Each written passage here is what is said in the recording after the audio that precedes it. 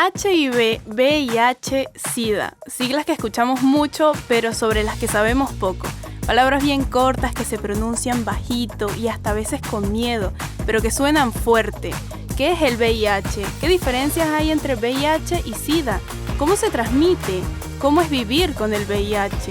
¿Yo me cuido? ¿Él o ella se cuida? ¿Cómo manejar las emociones? ¿Y qué son las ITS? ¿Y yo qué sé? ¿Y deberíamos saberlo? Y sí, vamos a hacer un podcast sobre esto. Para, pausa y vamos de nuevo. Bueno, ¿qué hacemos? ¿Lo buscamos? Y algo capaz más especializado, tipo una revista médica, un artículo. Déjame que haga una llamada. ¿A quién? ¿Alexa, Siri? A mi primo, que está haciendo un posgrado de VIH en la universidad. Hubieras empezado por ahí.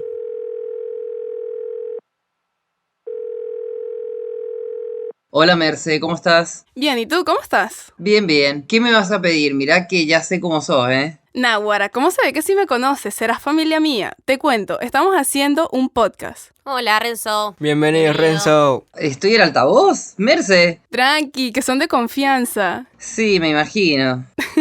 Epa, ¿podemos hacerte algunas preguntas para despejar dudas sobre el tema que vamos a tratar? ¿Qué tema es? ¿VIH? Ah, bueno, dale. Chévere. Pausa, vamos de nuevo.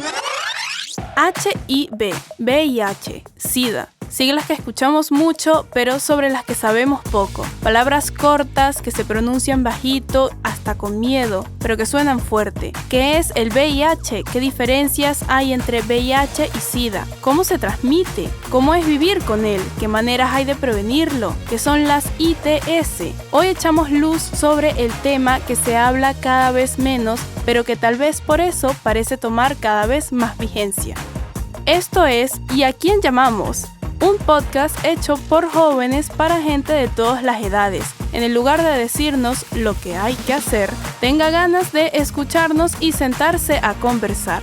Hoy en ¿A quién llamamos? Renzo, mi primo, actualmente cursando un posgrado de VIH en la universidad. Bienvenido, Renzo. Bienvenido, hola. Bienvenido. Gracias. Recién conversamos con la primera llamada que te hicimos para sacarnos algunas dudas, como por ejemplo, ¿quién es la mejor prima del mundo? Epa, no.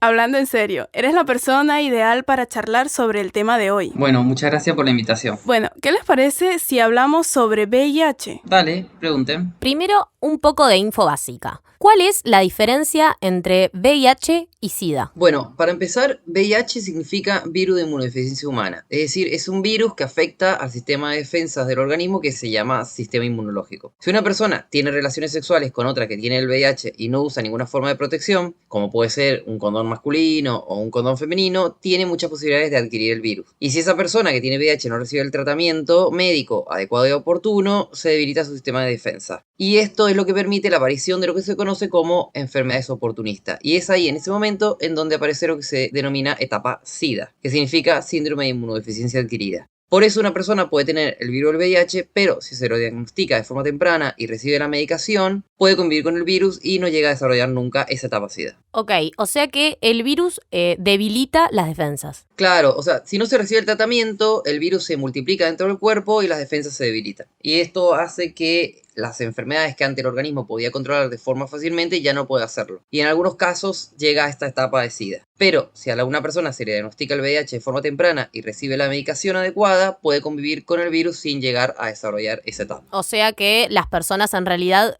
nunca dejan de vivir con el VIH. Ni por el momento no, porque no hay cura. Sin embargo, sí existe el tratamiento que se toma durante toda la vida, que evita que el virus se multiplique, y eso hace que las personas con VIH tengan una calidad y expectativa de vida similar a quienes no tienen el virus. Los estudios hoy demuestran que si una persona toma su tratamiento de manera correcta y mantiene la carga del virus de forma indetectable durante más de 6 meses, no transmite el virus. Es lo que se conoce como indetectable intransmisible, pero no transmite el virus por vía sexual. Y Renzo, ¿y qué es lo que significa que el virus sea indetectable?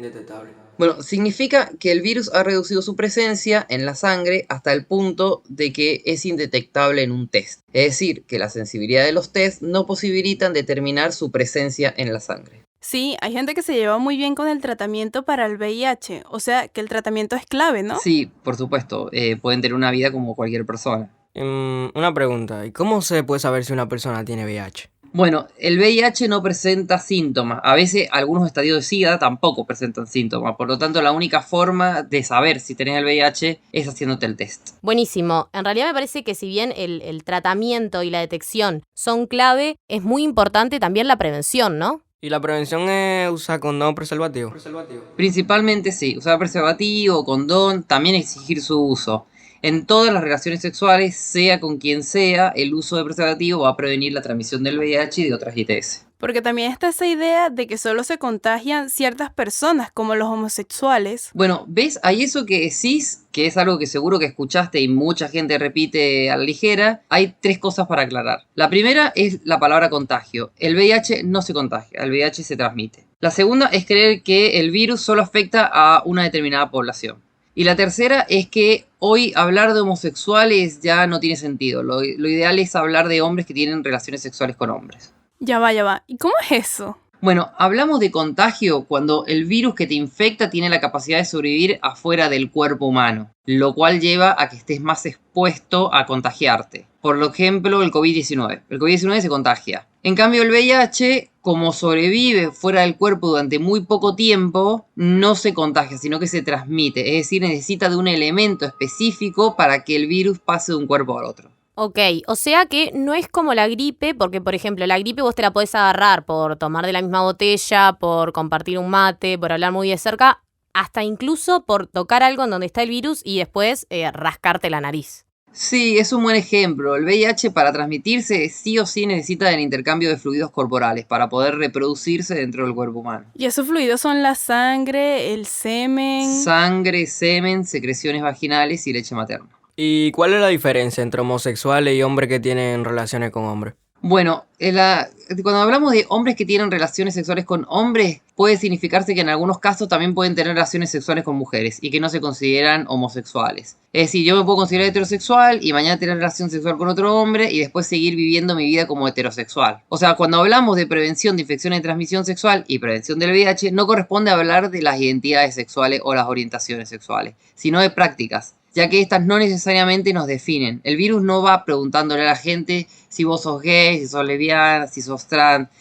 No es importante cómo se autodefinen las personas, sino reconocer que las prácticas existen y que nuestras relaciones son libres. Sí, está claro. Yo conozco personas que llevan una vida heterosexual, digámosle, que sus parejas estables siempre han sido del sexo opuesto, pero que ocasionalmente tienen relaciones sexuales con personas del mismo sexo. Por eso, si una persona con alguien de su mismo sexo tiene relaciones con alguien de su mismo sexo, no necesariamente homosexual o bisexual. O sea que hombres que tienen sexos con otros hombres engloba a los homosexuales y a los bisexuales y a todos aquellos que más allá de cómo se definan tienen relaciones con otros varones. Claro, la etiqueta de homosexual o bisexual no aporta nada relevante. Pero, ¿por qué se hace esa distinción? El otro día me llamó mucho la atención una noticia que actualmente en América Latina y el Caribe, el VIH se transmite principalmente en el grupo de hombres que tienen sexos con otro hombre. Y el tema es que hay determinadas poblaciones que son hoy en día más vulnerables. Las trabajadoras sexuales, las mujeres trans, los hombres que tienen relaciones sexuales con otro hombre, hoy constituyen cerca del 43% de la población con VIH. ¿Y eso a qué se debe? Y principalmente es que en estos 3 casos son poblaciones muy invisibilizadas y estigmatizadas, lo cual es un elemento que las vulnera. Claro, y si a las personas heterosexuales que nos relacionamos, chica o chico, nos falta muchísimo en cuanto al acceso a la información. Imagínate a la gente que hace prácticas que aún están mal vistas en muchos lados. Increíblemente hay países, en donde sigue siendo un delito. Y sin irnos tan al extremo, hay países incluso donde hoy en día está mucho más aceptado que de todas maneras se discrimina y se invisibiliza a estos grupos,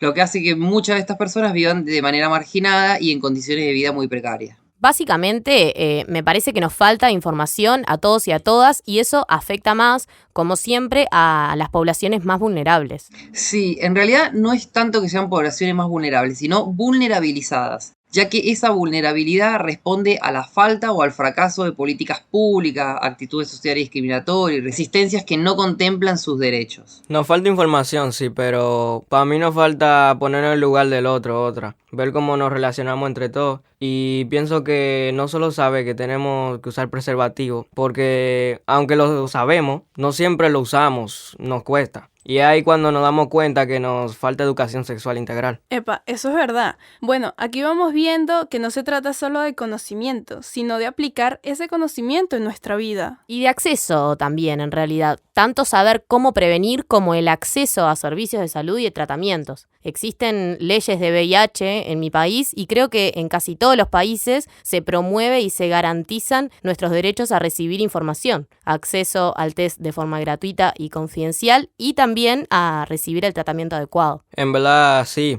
Nosotros tenemos el derecho a que se respete nuestra privacidad y a que se mantenga la confidencialidad. Tanto cuando nos hacemos el test como cuando nos dan el resultado. Cuando yo me lo hice, me informaron de esto. Sí, hay casos en los que se requiere lo que se llama la prevención combinada. Ya va, ¿pero qué es eso? Bueno, a ver, esto es un poco largo, pero lo voy a ir haciendo lo más despacio y claro posible. La prevención combinada es cuando se usan diferentes formas de prevención, que se complementan y que van a depender del lugar donde vivimos o estamos. Esta prevención no excluye ni sustituye ningún método. Por ejemplo, es usar y promover el uso de preservativo, pero también es tener acceso a otros materiales, como lubricantes, a los test de detección, y también a dos medicamentos con fines de prevención, uno que se conoce como PrEP, que significa profilaxis preexposición, y otro que se conoce como PEP, que significa profilaxis postexposición. El PrEP es un medicamento barrera que toman las personas que no tienen VIH para no adquirir el virus. Y el PEP es una medicación que toman las personas que hayan estado expuestas al virus, pero para que funcione no deben pasar más de 3 días de la exposición al virus. Pero como dije, la idea de la prevención combinada es entender que no se sustituye un método por otro, sino que hay muchos métodos que se pueden usar en conjunto y que depende de dónde estemos son los elementos que vamos a tener. No todos los países tienen PEP o PrEP, pero sí todos tienen preservativo. Además, el PrEP y la PEP protegen frente al VIH, pero solo el preservativo protege frente al VIH y también frente a otras ITS como la sífilis, la gonorrea y la clamidia. Pero no acaba acá. La prevención combinada incluye otros 2 elementos más. Por un lado, el tener leyes que garanticen el acceso a derecho, como puede ser el acceso a derecho a la educación sexual integral. Y por otro lado, incluye también un elemento de nuestro día a día, que es el respeto a las diversidades, el trabajo con otras personas, con organizaciones, en las redes sociales, en los medios de comunicación y otras cosas. La prevención combinada es algo que nos involucra a todas y todos y no solamente un tema de un solo sector. Sí, claro. La educación integral de la sexualidad, es decir, la EIS, es re importante para todo esto. Y como es nuestro derecho, también podemos exigirla. Claro, la educación integral de la sexualidad o educación sexual integral, EIS o ESI, como se suele conocer, ayuda a este cambio cultural que debe darse para prevenir el VIH y el estigma y la discriminación por este tema. Ah, ya, un poco de lo que venimos hablando. O sea, hay que abordarlo de distintos lados el tema. Sí, hay un montón para exigirle a los sistemas de salud, un montón para exigirle a los sistemas educativos y un montón para exigirle a la sociedad y a cada una y uno de nosotros mismos también. Eso, en verdad, más allá de seguir avanzando todo lo que se pueda en educar e incluir a la gente que todavía tiene acceso a empezar a ver que pasa en personas que teniendo la educación y el acceso básico siguen sin usar preservativo. Bueno, eso que dices es clave porque por más acceso a los mensajes y a los cuidados, lo que se necesita también de fondo es un cambio cultural en cuanto a la manera en que nos relacionamos, la forma en la que cuidamos de las personas con las que nos vinculamos y la forma en la que nos cuidamos a nosotros mismos. Está buenísima esta conversación porque empezamos hablando del VIH como algo así muy técnico, muy alejado de nuestro día a día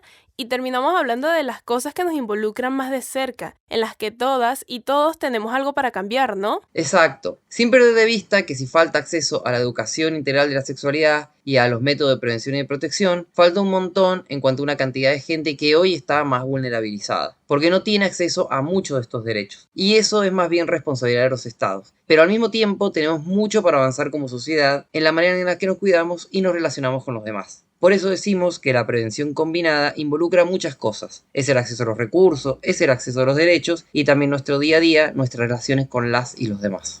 Esto fue ¿Y a quién llamamos? Un espacio para escuchar y escucharnos y fundamentalmente conocernos. Los invitamos a compartir el podcast o comentarlo con amigos y en familia para que podamos seguir aprendiendo a cuidarnos y cuidar a las personas que queremos. Este podcast es parte de la campaña Pausa, vamos de nuevo. Un aporte más de Flaxo Argentina y UNFPA Lacro. Por más información te invitamos a visitar la página eis.flaxo.org.ar.